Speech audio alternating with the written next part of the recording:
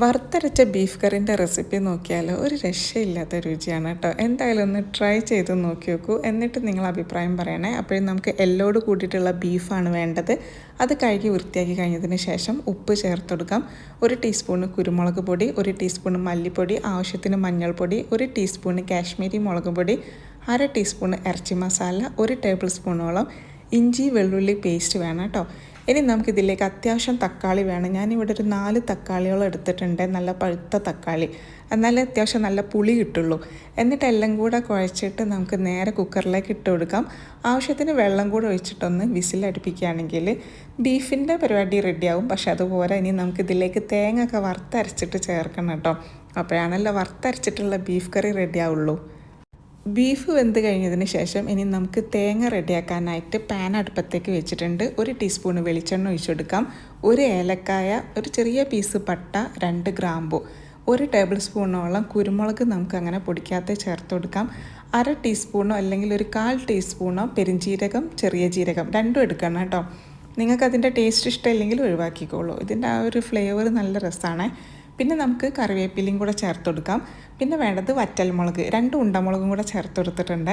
പിന്നെ നിങ്ങൾക്ക് എത്രയാണോ തേങ്ങ വേണ്ട അത് എടുക്കുക. ഞാനിവിടെ ഏകദേശം ഒരു 4 ടേബിൾ സ്പൂണോളം തേങ്ങ ചിരക്കിയത് എടുത്തിട്ടുണ്ട്. ഇനി നമുക്കിതൊന്ന് ശരിക്കൊന്ന് വറുത്തെടുക്കണം, ഇതിൻ്റെ കളറൊന്ന് മാറുന്നത് വരെ. തേങ്ങൻ്റെ കളറൊന്ന് മാറി വന്നതിന് ശേഷം 1/2 ടീസ്പൂണ് കാശ്മീരിൻ്റെ മുളക് പൊടിയും 1/2 ടീസ്പൂൺ ഇറച്ചി മസാലപ്പൊടിയും കൂടെ ചേർത്തിട്ട് വീണ്ടും ഒന്ന് ശരിക്കൊന്ന് വറുത്തെടുക്കുക. എന്നിട്ട് മിക്സിയുടെ ജാറിലോട്ടേക്ക് ഇട്ടിട്ട് ഒരല്പം വെള്ളം കൂടെ ഒഴിച്ചിട്ട് അരച്ചെടുത്താൽ മതി, അല്ലെങ്കിൽ ഭയങ്കര ബുദ്ധിമുട്ടായിരിക്കും അരിഞ്ഞ് കിട്ടാനായിട്ട്. അതേ ഒരു പാനിൽ തന്നെയാണ് വെളിച്ചെണ്ണ ഒഴിച്ചിട്ട് വലിയുള്ളി വഴറ്റിയെടുക്കുന്നത്. 2 വലിയുള്ളി എടുത്തിട്ടുണ്ട്, കറിവേപ്പിലയും കൂടെ ചേർത്തിട്ടാണ് കേട്ടോ അതൊന്ന് വഴറ്റിയെടുക്കുന്നത്. ആ ഒരു സമയം കൊണ്ട് തേങ്ങ അരച്ചിട്ട് ഇതിലോട്ടൊക്കെ ഒഴിച്ചു കൊടുക്കുകയാണ്. കുറച്ച് വെള്ളം കൂടെ ജാറിലോട്ടൊക്കെ ഒഴിച്ചിട്ട് വീണ്ടും ബീഫിലേക്ക് അങ്ങനെ ഒഴിച്ചു കൊടുക്കുന്നുണ്ട് കേട്ടോ. എന്നിട്ട് ഉള്ളി വഴന്ന് വന്നതിന് ശേഷം അതും കൂടെ ചേർത്ത് കൊടുക്കുന്നുണ്ട്. തേങ്ങ അരച്ച് ഒഴിച്ചെന്ന് വിചാരിച്ചിട്ട് പിന്നെ തിളപ്പിക്കാതെ നിൽക്കരുത് കേട്ടോ.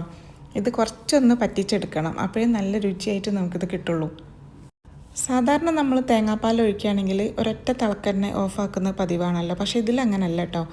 ഇത് തേങ്ങ വറുത്തരച്ചിട്ട് ഒഴിച്ചതിന് ശേഷം നല്ല പോലെ ഒന്ന് കുറുക്കിയെടുക്കണം, അപ്പോഴേ ഇതിൻ്റെ രുചി ശരിക്കും കിട്ടുള്ളൂ. പിന്നെ എരിവൊക്കെ നോക്കിയും കണ്ടിട്ടൊക്കെ ചേർക്കട്ടോ, ആവശ്യത്തിനുള്ള എരിവേ ഉള്ളൂ. ഇത് നല്ല രുചിയാണ് കേട്ടോ, സൂപ്പർ കറിയാണ്. ഇത് പൊറാട്ടൻ്റെ കൂടെ ഒരു രക്ഷയില്ല. എന്തായാലും ട്രൈ ചെയ്ത് നോക്കുക. അതുപോലെ ബീഫിൻ്റെ മസാലപ്പൊടിൻ്റെ ഒക്കെ റെസിപ്പി ഞാൻ എൻ്റെ ചാനലിൽ ഇട്ടിട്ടുണ്ട്, കാണാത്തവരുണ്ടെങ്കിൽ കണ്ടു നോക്കുക. അപ്പോൾ ഈ ഒരു വീഡിയോ ഇഷ്ടപ്പെട്ടിട്ടുണ്ടെങ്കിൽ അഭിപ്രായം അറിയിക്കണം കേട്ടോ.